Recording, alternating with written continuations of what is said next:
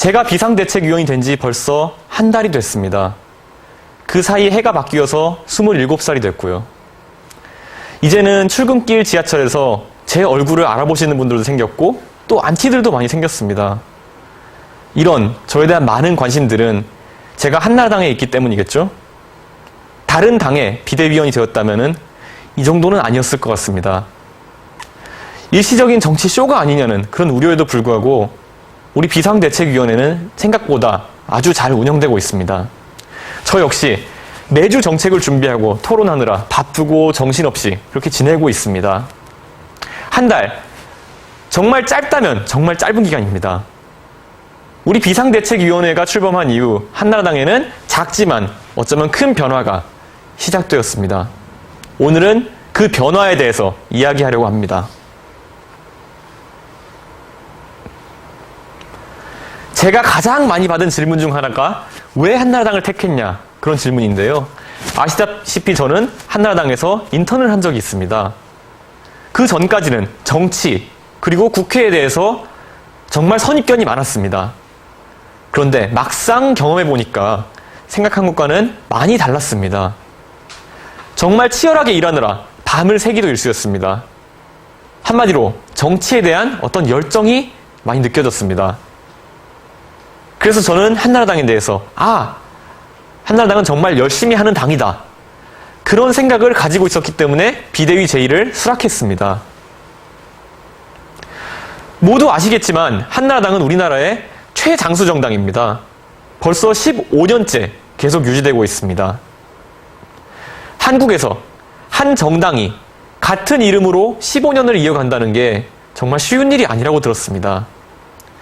실제로 많은 정당들이 4년, 5년 만에 생기고 없어지고 한다고 하더라고요. 물론 어떤 15년이라는 그런 긴 역사만큼 큰 사건, 사고도 정말 많았습니다. 신문 헤드라인을 장식한 그런 실수나 의혹들도 많았고요. 하지만 그런 위기 상황에서 쉽게 당을 없애고 또 새로 창당하는 것이 아니라 잘못을 인정하고 또 극복해 나가는 그런 과정을 겪어왔다는 점에서 저는 한나라당이 가진 15년의 무게가 그 누구도 흉내낼 수 없는 굉장한 강점이라고 생각했습니다. 물론 어느 정당이든 장단점은 있을 겁니다. 다만 집권 여당이다 보니까 더 많은 관심이 쏠리고 더 많이 보도되는 그런 부분도 있는 것 같습니다. 저 역시 비상대책위원회를 시작하기 전과 지금 똑같은 사람인데 언론에선 저를 전혀 다른 사람으로 보도하더라고요. 사실 20대가 한나라당 비상대책위원이 된다. 정말 놀라운 일입니다. 전례가 없었던 일이니까요. 솔직히 저도 많이 놀랐습니다. 그 당시 한나라당은 정말 큰 위기였습니다. 그런데 그 절박함이라는 게 항상 변화의 가장 큰 원동력이거든요. 많은 위험을 감수하면서 저 같은 20대에게 손을 내민 것부터가 한나라당이 달라질 것이라는 그 어떤 일종의 예고편이었던 겁니다. 저는 비상대책위원회 첫 회의에서 새로운 변화의 시작을 봤습니다. 언론에는 크게 잘 드러나진 않았지만은 저희 첫 회의에서 결정한 것 중에서 국회의원의 불체포 특권 포기가 있었습니다. 상당히 민감한 사항입니다. 기존에 지금까지의 한나라당이었다면은 결론 도출이 정말 어려웠을 텐데 비대위에서는 과감하게 바로 안건으로 처리하더라고요. 그래서 저는 이제 정말 바뀔 수 있겠다 그런 생각이 들었습니다. 저는 비상대책위원회에서 20대의 창구 역할을 맡았습니다. 20대를 대표한다는 것 상당히 어려운 일이죠. 모든 세대가 그렇겠지만 20대 역시 위아래로 엄청 큰 그런 정치적 스펙트럼을 갖고 있습니다. 사실 삶이 안정되어 있다면 정치에 대한 관심은 상대적으로 적어집니다. 우리 20대가 정치에 적극적으로 참여한다는 것은 그만큼 20대의 삶이 불안하다는 뜻일 겁니다. 20대의 정치 참여에 대해서 부정적인 의견들도 많이 있습니다. 물론 경험이 적기 때문에 부족한 점도 있습니다. 하지만 저희 20대만이 볼 수 있는 부분도 있거든요. 그리고 정치에서는 그런 부분이 당연히 반영되어야 한다고 생각합니다. 제 인생에서 가장 많은 시간을 함께한 게 배움을 나누는 사람들이라는 단체입니다. 줄여서 베나사라고 부릅니다. 제가 20대를 대변할 때 어떤 나름의 기준으로 삼는 곳입니다. 모두가 자발적으로 봉사에 나선 300명의 대학생들이 배움이 필요한 저소득층 학생들에게 무료로 공부를 가르치는 재능기부 봉사단체인데요. 정말 처음에는 교실 딱 하나에서 정말 작게 시작했지만은 이제는 8개 지부가 생길 만큼 자율적이고 그리고 튼튼한 비영리 단체입니다. 그 시작부터 지금까지 제 20대 전부를 보낸 곳이라서 저에게는 정말 의미가 남다릅니다. 그 안에서는 정말 다양한 사람들을 만나게 됩니다. 어떤 스펙트럼의 끝과 끝에 위치한 친구들도 있고요. 우리 모두 다 같이 20대의 고민 그리고 불안에 대해서 속 시원하게 얘기합니다. 그런 부분들이 제가 20대의 목소리를 대변해서 내는 것에 큰 도움이 됩니다. 베나사 활동을 하다 보면 또 청소년들과도 많은 얘기를 나누는데요. 가정폭력이나 아니면 학교폭력의 문제점도 저는 많이 듣게 됩니다. 그중 한 청소년은 제가 10년 동안 지속적인 가정폭력에 시달리고 있다고 들었습니다. 저를 정말 믿고 저에게 그 사정을 털어놨는데도 제가 정말 해줄 수 있는 게 없더라고요. 제가 보호시설도 알아보고 그 시설에 자리가 없어서 기다리는 동안 저희 집에서 같이 그 학생과 지내기도 하고 함께 힘든 시간을 보냈습니다. 그때 정말 마음이 아팠습니다. 제 입장에서는 좀 더 많은 것을 해주고 싶고 어떤 본질적인 문제를 해결해주고 싶은데 저라는 개인이 할 수 있는 부분이 별로 없더라고요. 그래서 저는 비상대책위원회 제의가 왔을 때 이것이 기회라고 생각했습니다. 제 자신이 정치를 할 수 있는 그런 기회가 아니라 집권당에게 이런 힘든 현실을 직시하게 만들고 정말 도움이 되는 정책을 만들 수 있는 기회다. 그렇게 생각했기 때문에 저는 비상대책위원회에 합류를 결정했고 제가 비상대책위원회에 있는 동안 청소년을 위한 대책도 꼭 관철시키려고 합니다. 저는 지금도 베나사 활동을 계속하고 있습니다. 여전히 매주 2번씩 수업을 하고 저희 아이들과 그리고 선생님들과 얘기를 듣고 의견을 나눕니다. 저는 이런 의견을 국정에 반영하고 싶습니다. 한나라당에서 지금까지 했던 것처럼 책상 머리에서 앉아서 나오는 그런 구태의연한 정책이 아닌 소통을 통한 그런 새로운 정책들이 정말 많이 필요합니다. 얼마 전에는 대구에 가서 제가 간담회에 참석을 했습니다. 제가 뭐 특별히 초대받아서 갔다거나 그런 건 아니고요. 아무래도 제가 관심이 있는 분야, 학교폭력 이런 분야다 보니까 직접 가게 되었습니다. 그 간담회에서 확실히 인터넷상으로는 들을 수 없는 그런 이야기들이 정말 많이 나왔습니다. 저랑 같이 가신 분들도 정말 지금까지 언론에서 보도된 것과는 너무나도 다른 현실에 대해서 많이 느끼셨고요. 같이 돌아와서 학교폭력 방지 전화를 만들자 이런 논의도 있었고 그 결과물로 신속히 117 전화를 개설하기로 했습니다. 물론 아직 디테일한 부분들이 굉장히 많이 부족합니다. 어떤 문제라는 것이 단번에 하나의 정책으로 100% 해결될 수 있는 것이 아닙니다. 정말 중요한 것은 들으려는 자세 그리고 꾸준하게 변하려는 그런 시도라고 생각합니다. 한나라당에 그동안 지금까지 없었던 그런 부분이 바로 이거고요. 비상대책위원회가 세워진 뒤로 한나라당이 변하기 시작한 그런 원동력 역시 이런 변화에 대한 진정성입니다. 제가 컴퓨터 쪽으로 공부하다 보니까 요새 저한테 소셜 네트워크를 물어보시는 분들이 정말 많습니다. 지난 선거에서 SNS의 중요성이 굉장히 많이 부각되었는데요. 그래서 이 SNS를 통한 소통에 다들 관심을 갖게 되신 거죠. 오프라인으로 저희가 만나서 들을 수 있는 부분도 있지만은 온라인상에서 자유롭게 오가는 그런 의견들 속에서 배울 수 있는 것들도 참 많습니다. 어느 한쪽에 치우치지 않고 골고루 귀담아 듣는 것이 진짜 소통의 시작이라고 생각합니다. 새로운 소통법을 배우고 열심히 노력하는 모습을 보면 아, 한나라당이 예전과는 정말 많이 달라졌구나 하는 것을 느낄 수 있었습니다. 물론 여러 단체들과의 접촉도 계속하고 있습니다. 많이 만나고 소통해야 정말 필요한 더 좋은 정책이 나오지 않겠습니까? 저는 언제든 준비가 되어 있고 또 소통에 대한 노력도 계속하고 있습니다. 의견이 있으신 분과 함께 소통하고 싶어요. 저도, 그리고 우리 비상대책위원회도, 그리고 한나라당도 모두 열려 있습니다, 여러분.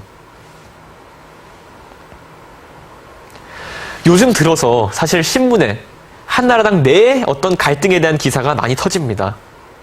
다들 그래서 이것이 한나라당 내부의 위기가 아니냐라고 말씀들 하시는데요. 저는 개인적으로 오히려 이제야 한나라당이 살 길이 열렸다 이렇게 생각했습니다. 그동안 한나라당은 참 변화가 없었거든요. 오래 생각하고 결정도 정말 오래 걸리고 그리고 항상 입장도 딱 한 가지 이런 것이 지금까지 한나라당이었는데 이제 논의 과정이 생기고 여러 가지 입장이 생긴 겁니다. 한마디로 참여가 많아졌다는 얘기입니다. 물론 그 사람들의 목표는 똑같이 당이 잘 되고 나라가 더 잘 되기 위한 그런 방법을 찾는 겁니다. 서로 다른 어떤 의견들을 조율하고 더 좋은 걸 찾아내는 겁니다. 이런 과정들이 바로 당이 살아있고 변한다는 이야기인데 이게 원래 너무 당연한 겁니다. 남들이 보기에는 이것이 갈등 같기도 하겠지만은 이런 소수의 의견에도 관심을 갖고 지켜보기 때문에 이런 변화가 가능한 겁니다. 그래서 저는 지금의 한나라당의 모습이 변화하는 모습이 참 좋게 보입니다. 정치 이야기할 때 새 술은 새 부대에 담아야 된다 이런 얘기들 많이 하잖아요. 그런데 제 생각에는 매번 새 부대만 찾으면은 깊은 맛이 안 납니다. 항상 숙성의 시간이라는 것이 꼭 필요합니다. 모든 걸 항상 처음부터 다시 시작하는 것보다는 기존의 좋은 것들은 다 유지하면서 문제점들을 하나하나씩 고쳐나가는 것이 바로 당연히 더 빠르고 좋은 방법이라고 생각합니다. 그래서 저는 한나라당이 지금 어떤 그 위기를 극복하면은 훨씬 더 좋아질 수 있는 부분이 많다고 기대합니다. 그에 덧붙여서 저는 오히려 지금보다 더 과감해져야 된다고 생각합니다. 항상 우리 한나라당은 발이 느리다는 얘기를 많이 합니다. 예전에는 어떤 100%의 확신이 들 때까지 기다리는 것이 바로 우리 한나라당의 스타일이었습니다. 하지만 저는 벤처기업인입니다. 벤처기업은 확률이 60%만 되어도 실행에 옮깁니다. 물론 정당이라는 것이 벤처기업 같을 수는 없습니다. 하지만 우리 한나라당은 이제 조금 더 적극적인 도전을 할 필요가 있습니다. 정치 역시 타이밍이 굉장히 중요하니까요. 선택을 하다 보면 가끔은 뒤로 갈 때도 있겠죠. 하지만 그것이 진보하기 위한 어떤 그 원동력이 된다면 잠깐의 후퇴를 두려워할 필요는 없지 않을까요? 민주주의는 분명히 앞으로 나가게 되어 있습니다. 한나라당은 지금 흔들리는 것이 아니라 변화하는 과정에 있는 겁니다. 가만히 그 자리에 있는데 알아서 모든 것들이 진보하진 않습니다. 서로 흔들어 깨워야 더 좋은 의견이 나오는 겁니다. 앞으로 한나라당을 길게 이끌어갈 그 진정한 원동력은 바로 이 변화에서 온다고 봅니다. 신문에서 비상대책위원회의 회의 사진이 정말 많이 나옵니다. 가끔 저희 그 원탁에 앉는 순서를 궁금해 하시는 분들도 있는데요. 사실은 그냥 오는 순서대로 앉는 겁니다. 예전에는 안 그랬다 그러더라고요. 이제는 모두 다 동등한 입장에서 원탁에서 이야기를 할 수 있도록 바뀐 건데 그것이 참 민주적이라는 생각이 들어서 저는 정말 마음에 듭니다. 저 같은 20대가 경험하는 우리 비상대책위원회는 정말 상상 이상입니다. 생각보다 훨씬 크고 또 자유롭습니다. 저뿐만 아니라 비대위에 계신 모든 분들이 어떤 정치에 대한 야심이나 아니 욕심으로 하는 활동이 아니기 때문에 조금 더 소신 있는 발언을 할 수 있습니다. 우리 비대위원들의 제안과 주장은 어떤 정치적 평가나 그리고 가감 없이 항상 진지하게 논의되고 있습니다.